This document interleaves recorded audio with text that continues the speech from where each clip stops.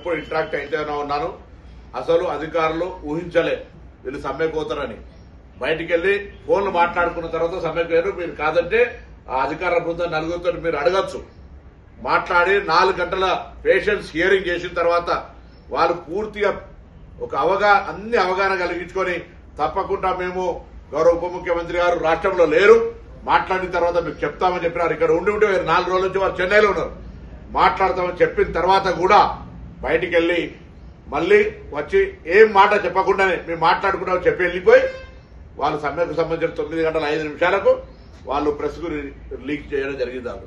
కాబట్టి నేనేమంటామన్నా వాళ్ళకు సంబంధించి గుర్తింపు సంఘాలకు సంబంధించో లేదా కార్మిక సంఘాల మధ్యలో ఇంటర్నల్ ఆతృత ఉండొచ్చు. మేము మా సంఘానికి సంబంధించిన పేరు రావాలనే పేరు మీద ఆర్టీసీ సమ్మె ప్రయోగం పేరు మీద జరగద్దు దయచేసి కోరుతున్నా. మరొక్కసారి ఏదైతే పనిభారం అంటా ఉన్నారో, ఏదైతే ఆర్టీసీ కార్మికులకు సంబంధించినటువంటి కొంత వేధింపు కింద అధికార యంత్రాంగం ద్వారా జరుగుతుందంటున్నారో అటువంటి అన్నింటినీ అవసరమైతే డిపో వారీగా సమీక్ష చేసి అక్కడ స్థానిక శాసనసభ్యుడిని, జిల్లా కలెక్టర్, ఎస్పీని కూర్చోబెట్టి అటువంటి పని ఒత్తిడి ఉంటే దాన్ని పరిష్కారం చేయడానికి మేము సిద్దము.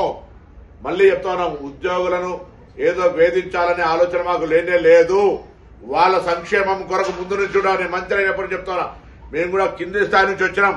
కార్మికులకు సంబంధించిన ఆర్టీసీ సంస్థ యొక్క పని విధానాలు, అందులో పనిచేసేటువంటి కుటుంబాలు అనేకమైనటువంటివి నాకు సన్నిహితంగా ఉన్నటువంటి నా నియోజకవర్గం కావచ్చు, రాష్ట్రం కావచ్చు, 20-30 సంవత్సరాల ప్రజా జీవితం లోపల వాళ్ళతో అనేక సందర్భాలు ఇంటరాక్ట్ అయినాం. కాబట్టి ఎటువంటి 1% కూడా కక్ష సాధింపు గాని వేధింపు ఆలోచన లేనటువంటి ప్రభుత్వంగా నేను తప్పకుండా ఈ ప్రభుత్వాన్ని అప్రిషియేట్ చేస్తా.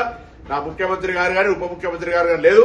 ఇందులో స్పష్టంగా మాకు కనిపించేది ఒకటే, మొన్న జగిత్యాల్లో గౌరవ మాజీ ముఖ్యమంత్రి గారు మాట్లాడినటువంటి ఆలోచన మేరకు ఆ పార్టీ నాయకత్వం, హరీష్ రావు గారు మాజీ అధ్యక్షుడిగా ఇటువంటి ఒక వ్యవహారాన్ని కుట్ర ద్వారా ఆర్టీసీ వైఫల్యాన్ని చేపట్టే ప్రయత్నం జరుగుతుంది అనేటువంటి మాట ఇలా వాళ్ళ నాయకత్వానికి అనుబంధంగా ఉన్న వ్యక్తుల మాట ఒకటే కనిపిస్తుంది. ఇది దురదృష్టకరం. నేను మరొక్కసారి కార్మికులందరికీ, ఒకవేళ సంఘ నాయకులు ప్రభుత్వం నిరసన చెప్తే చెప్పండి, కానీ అందులో పనిచేస్తున్న ఉద్యోగస్తులు, అక్కా చెల్లెళ్లు, అన్నదమ్ములు అందరూ కూడా మీరు బాధ్యతగా పేద ప్రజలకు లైఫ్ లైన్ అయినటువంటి గ్రామీణ ప్రాంతాల నుంచి వైద్యం కొరకు, విద్య కొరకు, ఉపాధి కొరకు 65 లక్షల మంది బస్సును వాడుతా ఉన్నారు. వాళ్ళ అంశంలో మానవతా హృదయంతో వ్యవహరించాలి.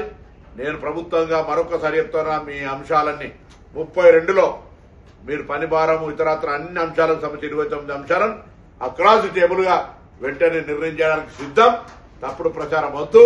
ఆ 3 అంశాలకు సంబంధించి సాంకేతికమైన అంశాలను 4 అధికారుల కమిటీ అది కూడా పరిష్కారం 4 వారాల లోపల చూపెడుతుంది అనే మాటని సందర్భంగా మనం చెప్తాం. ఎవరున్నారు సార్ మీరు నిర్దిష్టంగా చెప్తున్నా కదా.